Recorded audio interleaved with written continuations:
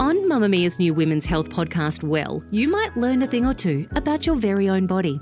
Like that polycystic ovarian syndrome has nothing to do with cysts, that burnout is real and treatable, that the G-spot is elusive for a very good reason, and where the sperm goes that doesn't fertilise the egg. We're talking about how to sleep better, how to make babies, and even how to check ourselves into rehab. No matter how unusual or embarrassing your health question is, Well is here for you. Join me, Claire Murphy, and my amazing co-host Dr. Mariam for Well, dropping every Thursday. Well, brought to you by Chemist Warehouse, wherever you get your podcasts.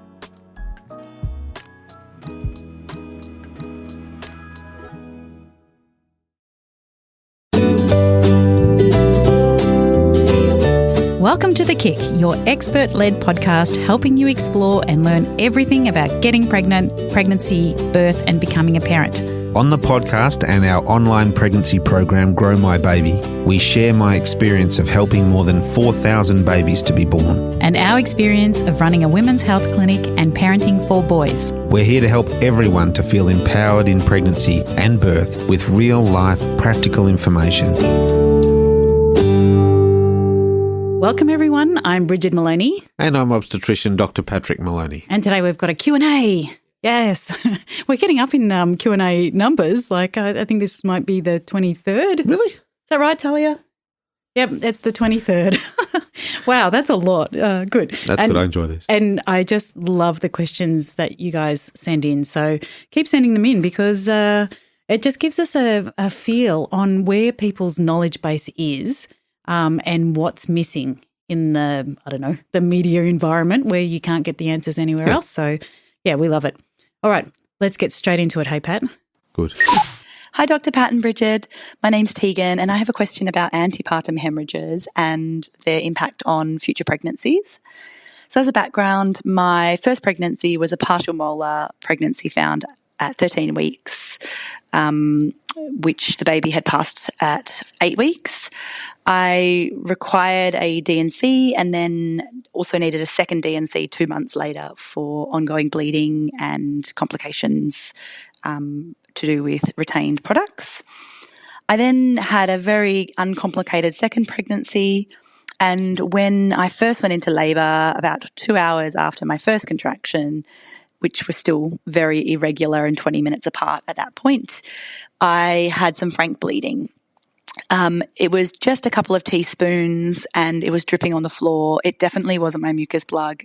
So I went to the local maternal fetal assessment unit and had a speculum, and they confirmed that it was coming from inside my cervix. A CTG showed bub was all okay, but they said I had to remain there in the hospital and have continuous CTG monitoring. I didn't have any further bleeding for a few more hours until probably 12 hours later, I was 10 centimetres dilated and beginning my pushing phase where I had some more bleeding, again, probably 3 teaspoons worth. So my question is, how does this, because we never found out what the cause was, how does this impact any future pregnancies? From what I can see online, antepartum hemorrhage can be quite serious, but yet mine was very, very small. So I was just wondering if I have to do anything differently. Thank you. All right. So I think obviously we need a definition of what antepartum hemorrhage is, but she described a molar pregnancy at the start. Yeah, which involved bleeding. Right. But was not strictly relevant to what happened next. Okay. Yeah. So the molar pregnancy, doubtless was disappointing and upsetting, but it was managed according to routine guidelines, and that those abnormal pregnancies will often come to light in the setting of bleeding. Mm.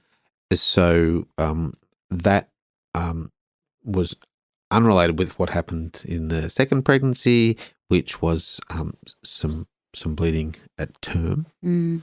And an APH or antepartum hemorrhage, bleeding before the baby comes, has a big number of different causes.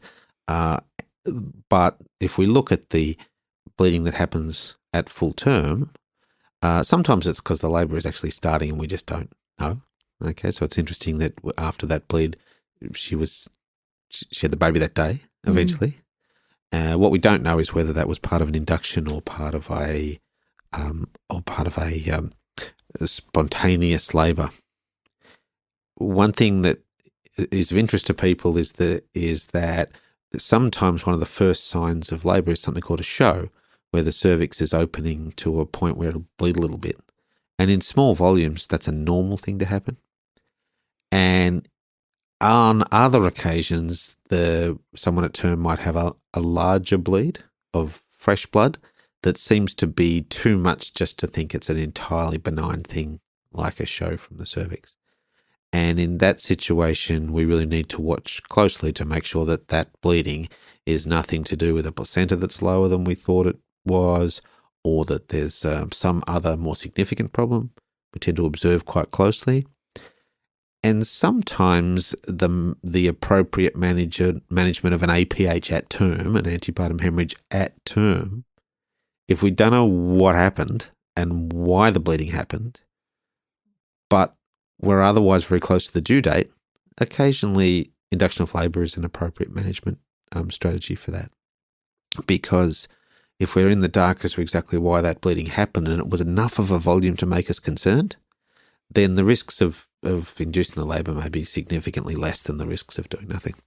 And she's mentioned 3 teaspoons twice of fresh blood. Is that a significant amount? No, these are small volumes.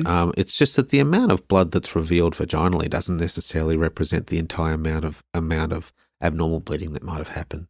So someone might get a few spots vaginally, come in to be assessed, have an ultrasound that shows a much larger amount of blood that's bleeding behind the placenta, between the placenta and the uterine wall, called an obstruction, and that's actually a much bigger deal. She mentioned a CTG, but she didn't mention an ultrasound, did she? Yeah, typically the assessment of an APH would include an ultrasound, in particular if the woman didn't seem to be labouring. So if the labour was up and going and there was some bleeding, you might just say, fine, well, let's just watch the baby, make sure the labour's progressing well, and have our baby today. Yeah. If there's no labour and no apparent benign cause for the bleeding, then you've got to go looking for it. And an ultrasound would be part of that assessment.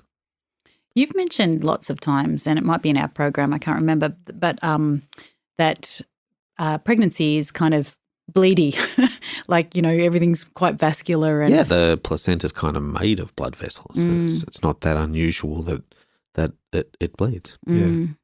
But also that any fresh blood needs to be investigated. Well, yes. So we don't just decide things are normal. We investigate, exclude the dangerous causes, and if we can't find any dangerous cause, we might say, okay, that's fine, that bleed's happened. Let's up our level of surveillance, but otherwise carry on. And do you think there'd be any difference in management of this woman's second pregnancy and labour? Yeah, that's what she asked, and I don't think so. I just think that that a note should be made that antepartum hemorrhage occurred in this pregnancy, but ultimately didn't have a highly pathological cause, and an eye should be kept on that. And I figure when she said that she's done research on antepartum hemorrhage, Google has shown her some pretty serious things. Yeah, all the serious nasty things that she didn't have. No. Yeah. So, but that's why we check. Yeah. Some people have got those things, and so bleeding at term, it needs to be investigated. And can we just very briefly just list potential causes of bleeding at term that is serious? Bleeding from a low placenta could affect the function of the placenta. Something called an obstruction, where there's bleeding behind the placenta, between the placenta and the uterine wall. A problem with the cervix itself, like, for example, if it was coming open too soon, that could involve bleeding. So a thorough investigation needs to be done with clinical examination, take a careful history, and do some appropriate tests.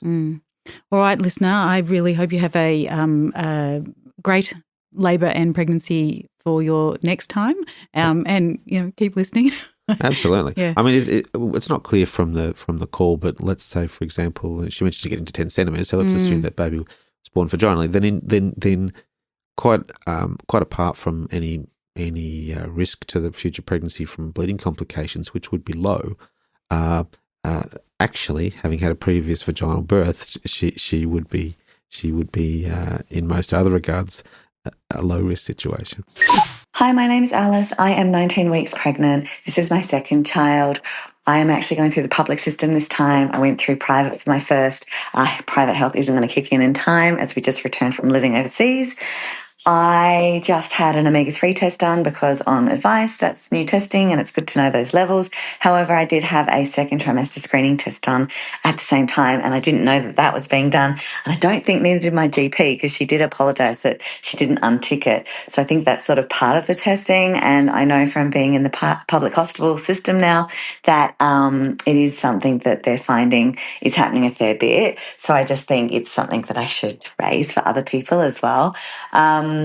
My NIPT test was great, low results. My scans have all been perfect and really good and normal. But that second trimester screening test came back as high risk, which I understand it to be a statistical test. You know, there's numbers involved, like they take markers in your blood and then multiply by your age and, other factors. And there's a high degree of error in it. However, it has caused a bit of stress, and although I've been offered an amnio, it's not a risk that I really want to take. But I just thought I'd raise that because I think it's a good one to maybe cover. Firstly, Alice, I love the name Alice. That's the name of our son's girlfriend. Hi, Alice, if you're listening. That would be so distressing, wouldn't it? I think it is. So it is distressing. So let's just recap for people. There used to be a test that was done more commonly where we would take some blood around the 10-week mark and an ultrasound around the 12-week mark and use those pieces of information to calculate an estimate of the risk of Down syndrome in a baby. Mm.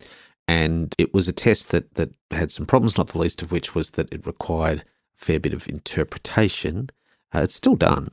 And it requires interpretation. If someone says that your risk of having a baby with Down syndrome is 1 in 300, then some people will think that's good news and other people will think that's bad news, basically depending on how they look at those numbers. It's somewhat been replaced by NIPT testing, which is a much more precise system, a very different type of test, picks up on DNA in the maternal circulation at 10 weeks and can basically tell us a yes/no answer to those major syndromes with a very, very high degree of accuracy. The reason why you might have both tests might come down to the fact that the NIPT was organised by a GP in the private sector and the other test was inadvertently ordered for you in a public hospital. The NIPT testing is still reasonably expensive, and some public hospital patients who don't want to go to the extra expense of having the NIPT test organised outside the hospital will have the one that the hospital is prepared to pay for, which is the combined second trimester screen.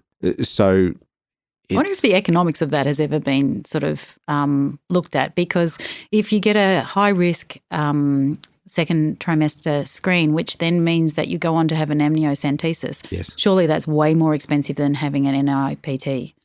Yes, and I think that it's an excellent question. It's some of us on the inside of the system are surprised that some of the funded tests continue to be funded when there are alternatives that might work out better economically. Mm. Yeah, and it sounded like she said that the GP ordered the test, but perhaps forgot to uncheck a tick box thing.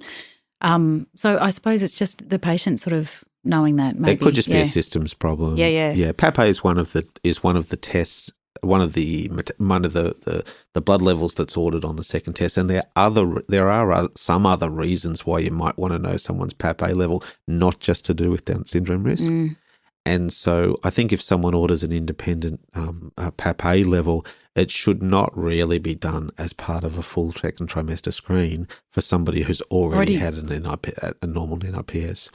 See, it doesn't really matter if you look specifically at Down syndrome screening, whether it comes out saying the risk is 1 in 100, 1 in 50 or whatever, when you already know the risk is essentially zero because you've had an appropriate NIPS test. Yeah. Yeah. All right. I think it's just being aware of that. But also this Alice is perfectly okay for her to ignore the second trimester screening test? It depends what it said.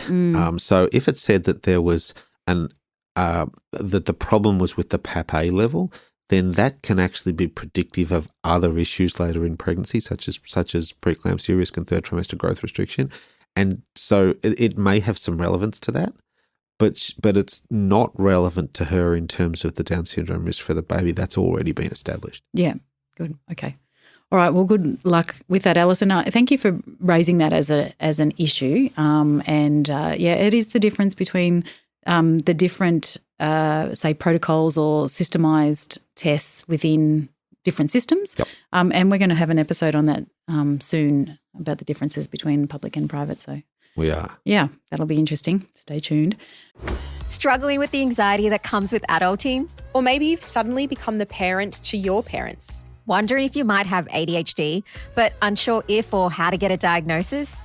I'm clinical psychologist Dr. Anastasia Horonis. And I'm Ashani Dante. We're your hosts of But Are You Happy? Bringing you all the self-development and mental health information you actually need. New episodes drop every Saturday morning. Just in time for your hot girl walk. So tune in to But Are You Happy? The podcast where overthinking finally gets the spotlight it deserves. Made in partnership with Medibank. All right, let's go on to our next caller. Hi, my name is Paris and I am pregnant, currently 7 weeks pregnant and waiting for my first scan, which is in a week, for my dating scan. I started taking a pregnancy multivitamin when I found out that I was pregnant in week 4. I wasn't expecting to get pregnant, so I wasn't taking it prior. When I found out, I did start taking an Elevate multivitamin, and it actually started making me feel really sick in the stomach, so I stopped taking it. My doctor recommended that I do take prenatals, but they're just not making me feel good. What should I be taking that's not going to upset my stomach? And what is the effects of not taking it? Like, I understand the whole spinal cord defects and things like that. But if I'm this late into the pregnancy already and I haven't been taking vitamins, is this going to really affect my pregnancy? And should I stick it out and have the tummy pains and the bad poos for the vitamins, or should I try something else? Thank you. Great question. It's such a great question, and it does Common impact. problem. Yeah, common problem, and it impacts your enjoyment of that first time. If for sure. So I think the main thing to remember is that the most important thing to be taking in the first trimester is folate supplementation, and you can get folate as a standalone pill that is very easy to take and doesn't cause the problems that you're getting. So you can get the benefit of folate supplementation, the protection against neural tube defects, in a pill that you will be able to tolerate, and that's what I would recommend to anyone who can't take a multivite. So what's causing the problems? It's something else in the multivite. It's usually the iron, and so you don't just take nothing. You just don't worry about the multivite for a while. Take the plain folate. You can get a huge jar of plain folate from pharmacy. It's not expensive, very well tolerated. Get the benefit of that. And then all the other things, rely on your healthy diet, and then try and reintroduce a multivite later on if you can. But folate's the one that you really can't get enough of no matter how healthy your diet is. But you can get enough of most of the other things by eating meat, fresh fruit and vegetables. And if you want to be on a multivite, there are plenty of different ones. Try a different brand. Try a different iron dose. Try a liquid instead of a tablet. Any particular time of day?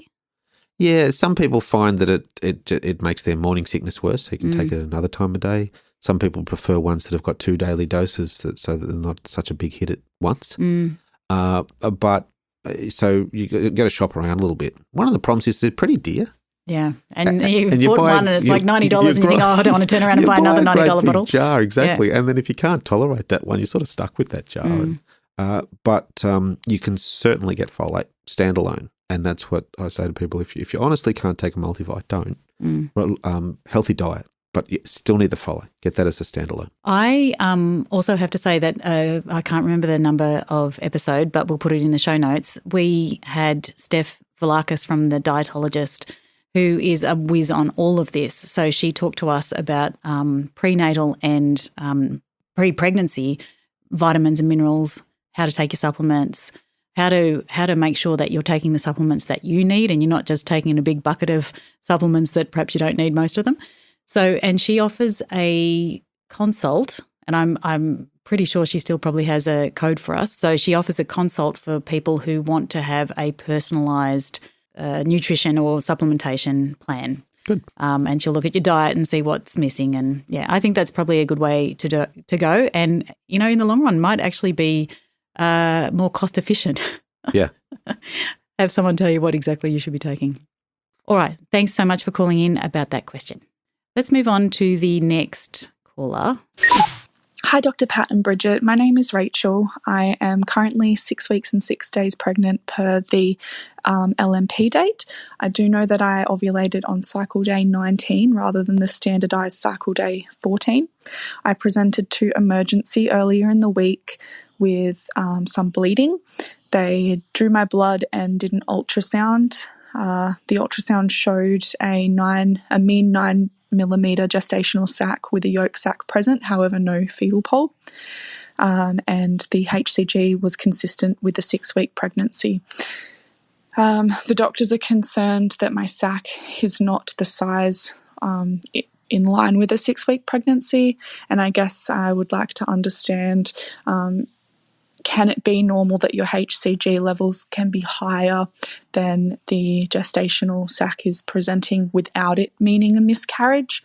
I have seen the ranges for HCG and they are very big with some overlapping.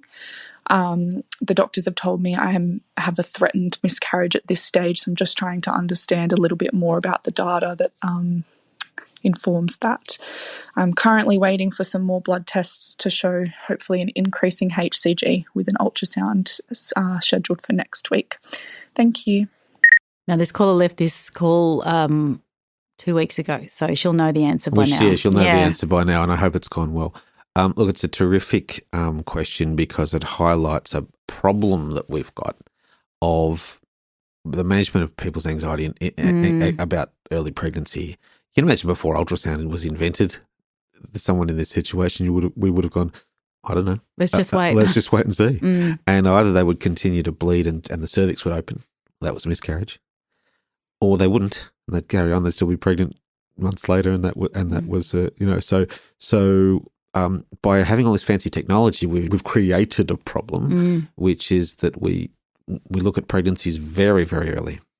And people, it can create a deal of anxiety. And overlay that when you can get onto the internet and see what HCG levels might be. And So the call is quite correct that there are wide ranges of normal range for beta HCG. And that's why we tend to use the beta HCG testing in quite specific scenarios, typically to follow progress. So healthy pregnancies should go up, miscarriage is likely to go down, ectopics that can stay about the same. That's extra information. It's very important to understand that in Australia in 2025, the management of this problem is an ultrasound diagnosis. Okay? And the guidelines for doing that properly are there for everyone to see. Anyone can look them up. It's called the Australian Society of Ultrasound in Medicine, or ASUM.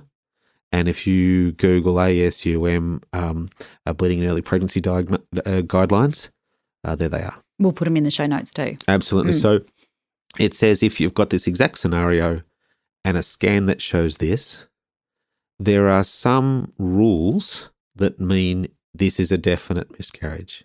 So a sac that's so big without a fetal pole in it, or a fetal pole that's so big without a heartbeat in it, then those things are miscarriages. You can't have a sac that's so big if there's no baby inside. If there's no baby inside, then it must be a miscarriage.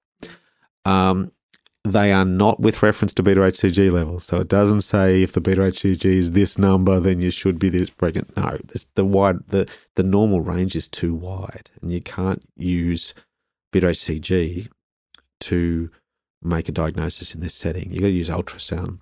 So it'll say that if you had a sac of this diameter and they saw a yolk sac, which is a good start, but no fetal pole yet, then the appropriate time to rescan this woman is blah, blah, blah.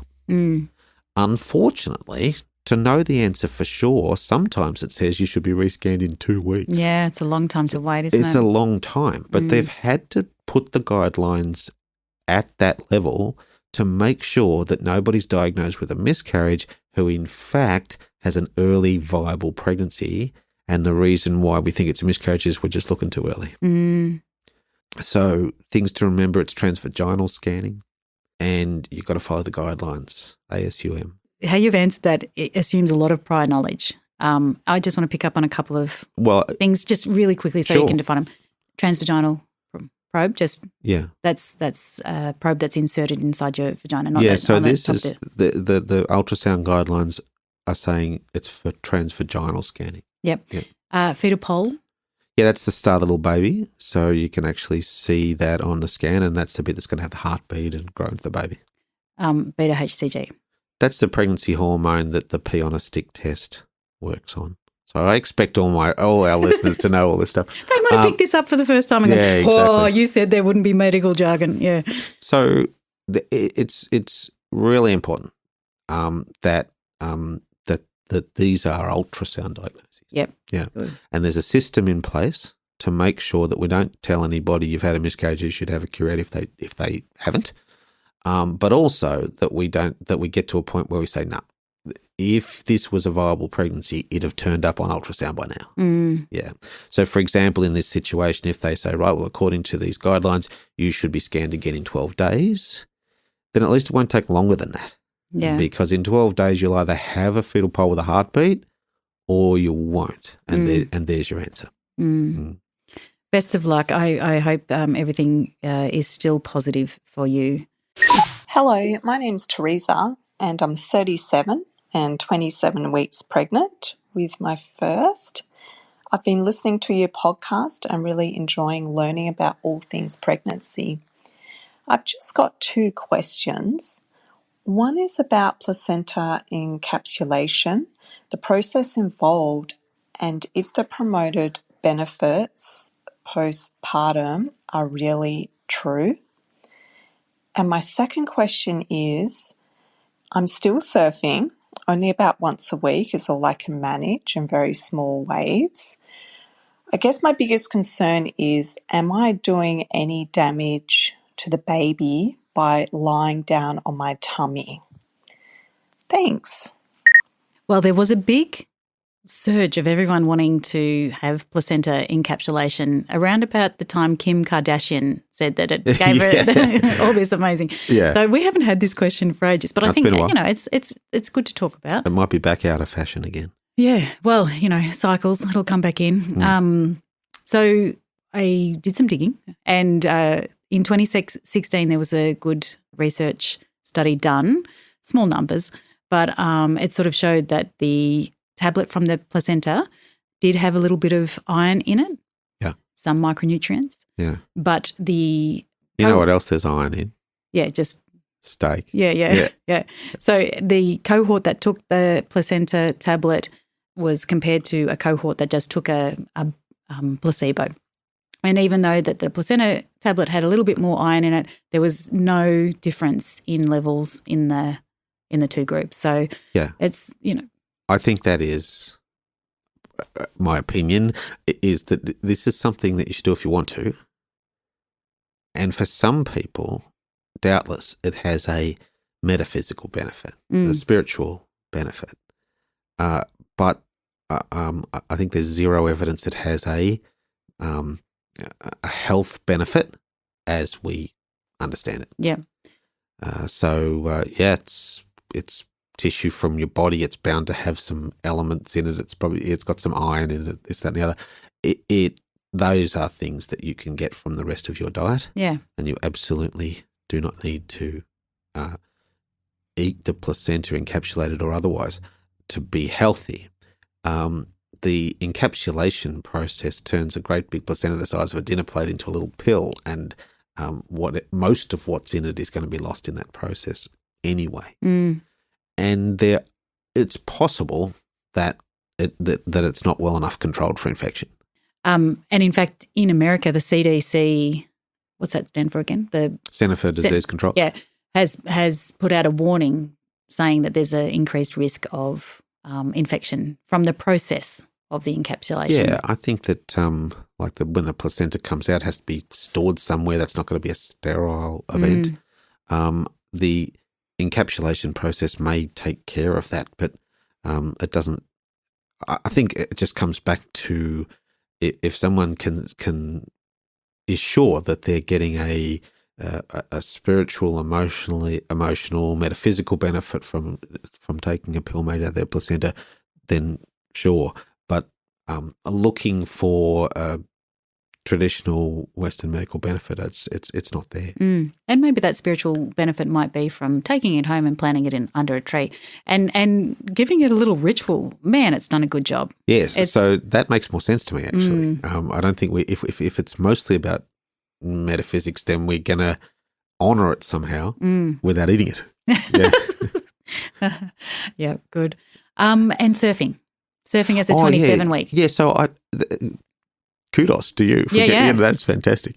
I don't see a problem with lying on your front as part of your exercise. I think that you may not be able to do that comfortably for much longer, but I don't think it's dangerous. I think that the recommendations about exercise in pregnancy come down to contact sports and the likelihood of you being hit in your belly, and people make decisions at an appropriate part of their pregnancy to reduce the intensity of the exercise accordingly. Now, there must be some danger in surfing. If you're really good at it and the waves are small, then your chances of being totally wiped out and knocked over is probably low. But there must be some dangers, and a less expert person might give up surfing a lot earlier in favour of something that has less risk of direct trauma, such as the gym. Yeah, me as an inexperienced boogie boarder, I do love boogie boarding, but I'm not very good at it. But you come up to the wave, and sometimes the wave, as you're trying to get out there, and the wave can catch the board and jam that into your tummy. Yeah, so this person sounds better at it than that. So an individual decision. Yeah, and living a healthy lifestyle out there in the surf. Well, that bit I love. I love that, and perhaps just reflects back on your need for the placenta. So you're already living a healthy lifestyle. Good point. Yeah, even if the encapsulated placenta had a ton of benefits, perhaps you don't need them anyway. Yeah. Parenting podcasts can be a bit earnest. Parenting Out Loud is not that podcast. This person who I may not agree with politically is trying to talk about integrating children, not just into his professional life, but into public life. I have referred to myself as one and done. That article did make me rethink the term. It took about 11 seconds for this to go viral. Oh God, is this the ejaculate one? That is deranged and I love it. Parenting changes the way you see everything. Parenting Out Loud takes the big conversations of the moment and puts them through that filter. Because if parents are thinking about it, we're talking about it. Parenting Out Loud. Listen weekly wherever you get your podcasts. Alrighty. I've got one more for today, Pat. Let's listen. Hi, Dr. Pat and Brigid. Thank you so much for your incredible podcast. I am 21 weeks pregnant with my second baby. I had my first one 2.5 years ago. Both pregnancies I have had low Pap A. This didn't seem to impact my first one too much until right at the end at 39 and 6, I went in for a standard midwife checkup and my blood pressure was very high. It definitely wasn't preeclampsia, but doctors did feel that I needed to be induced due to the high blood pressure and the fact I was at term. So we were induced, and that resulted in an emergency caesar due to obstruction of labour at 4 centimetres. I guess we'll never know if that was because of his positioning or his huge head size or my pelvis. We will never know. However, it does make me curious to know if there is any correlation between VBAC outcomes when the prior caesarean has been due to obstruction of labour. I guess I'm just a little bit nervous that the same thing could happen again. So that's my first question. And my second one is in terms of going post dates. As I said, I'd love to give my body the opportunity to go into spontaneous labour and attempt a VBAC. However, I also want to keep Bub safe. And with the low Pap A, obviously there's that risk of placenta failure. So I guess I'm a little bit nervous going over, but curious to hear your thoughts. Great. I'm curious to hear your thoughts too, Pat. Yes, I'm curious to hear my thoughts as well. That's a lot. Yeah, that's a lot. That's right. And sorry, I don't mean to downplay that. That's a lot for this person to be thinking about. Right? That must be just all-consuming, I think. Yeah. So I think that raises an important point that we want our listeners to have a high level of pregnancy knowledge, but we don't want those people to think that they have to deal with these decisions on their own. Okay, these are discussions to have as a motivated patient, but also with an expert carer. Yeah. Yeah. So just don't have to nut all this out for yourself. No, but you can take the right questions back to your carer by absolutely. That's the key to it. Yeah. So let's talk about the VBAC success rates. This is an unofficial sort of system, but I tend to think about VBAC people in terms of good or poor candidates. And for example, if somebody's first baby was born by caesarean section without labour for, say, breech or a placenta previa or twins, and there was no labour, then for all we know that person labours like a complete champion, and they, given the opportunity to labour, they might labour great and have a baby vaginally.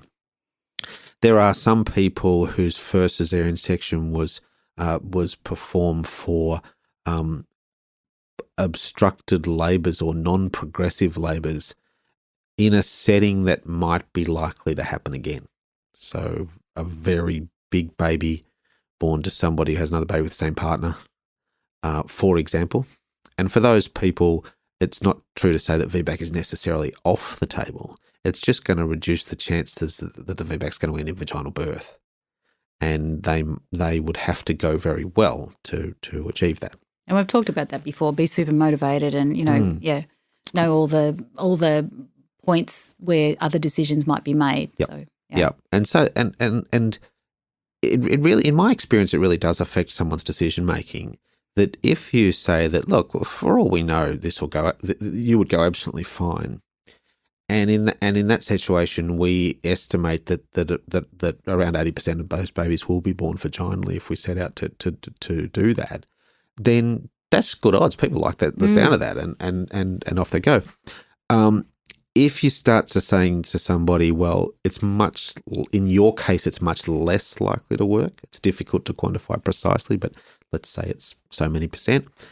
Then sometimes they go, well, now I don't like the sound of it that much because, we know VBAC's got some rare but serious risks, and I've got to go through that labour, and if it's still unlikely to work, perhaps I'm not so keen.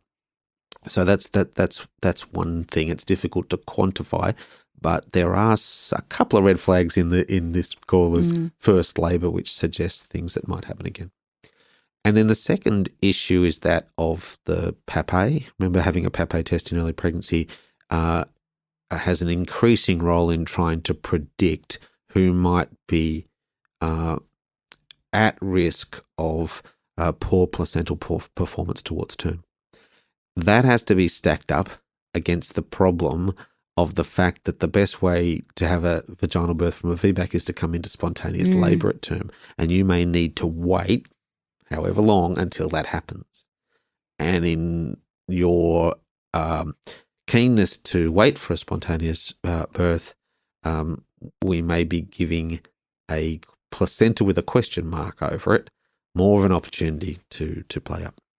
So one thing has to be somewhat weighed up against another. remembering with low Pap A situation, it's not a simple matter of saying your placenta is going to pack up. Therefore, you should either have a section or an induction before that has a chance to happen. No, it's just a matter of surveillance. Mm.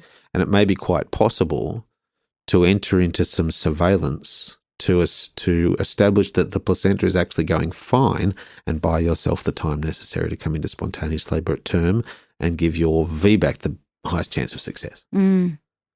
How do you go? Like, I mean, gosh, there's so much there, and obviously she's got to weigh up all those pros and cons. Yeah, this is obstetrics, right? Yeah, but as the obstetrician that is telling someone, like they come in and you can see that in their life what they want most is a vaginal birth, and they're so like heartbroken when it is that you sort of lay these facts and figures down and sort of talk to them about it. Yeah, you get as better a people pleaser.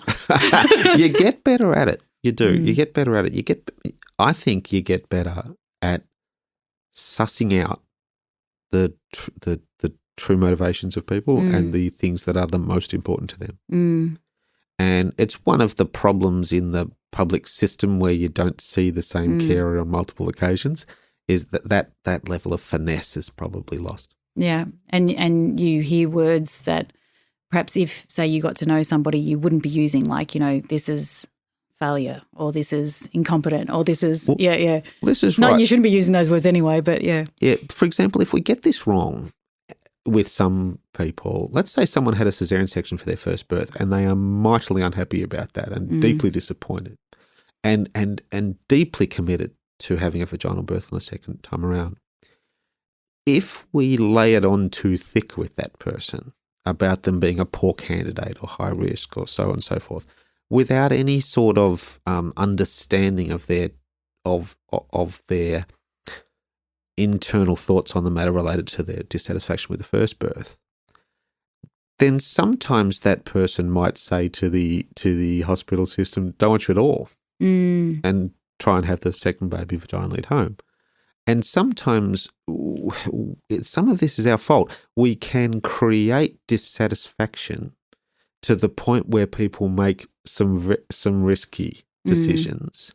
And that person may have been way better off kept in the camp and said, well, okay, have your birth in the hospital. We will offer you high levels of placental surveillance frequently throughout those last few weeks, and help you, to the best of our ability, keep your confidence that the placenta is working properly long enough for you to come into spontaneous labour. And sometimes it's a bit of a compromise, because we're not talking about someone's gallbladder. We're talking about their pregnancy. It's different. Yeah, and especially, as we know, there's a lot of people that are choosing to have only 2 children or only one child. Or only one. And they want it to go well. Yeah. If you turn up to public hospital and you've got gallstones, you want your gallbladder out, you don't get a say in how that's done. But this is not that. No. This is different. Yeah. Well, best of luck. I hope you have a pregnancy and birth your second time of your dreams. I hope so. All right, everyone, that's us for this week. If you like this type of information, firstly, we have a free newsletter that you can sign up to. It's on our website, which is growmybaby.com.au, and that gives you a week by week. This is what happens this week. This is the test that you might need. This is why you're having those tests. This is what your baby's doing. And that can lead you into the more in-depth program if that's where you wanted to go. So I highly recommend everybody getting onto that free newsletter. We put a lot of effort into it, a lot of thought, and I think it's been really helpful for so many people that have already done it. All right, and until next week, thanks for listening, everybody. Thanks for listening, everybody. Bye for now. Hey. Even though Dr. Pat is, a doctor, and we get lots of other doctors and other experts on our podcast, I just need to remind you that this podcast is for informational purposes only. We share lots of medical insights and experience, but everything we talk about is general in nature and may not apply to your specific situation. Please always consult with your own healthcare provider for your individual medical advice when you grow your baby.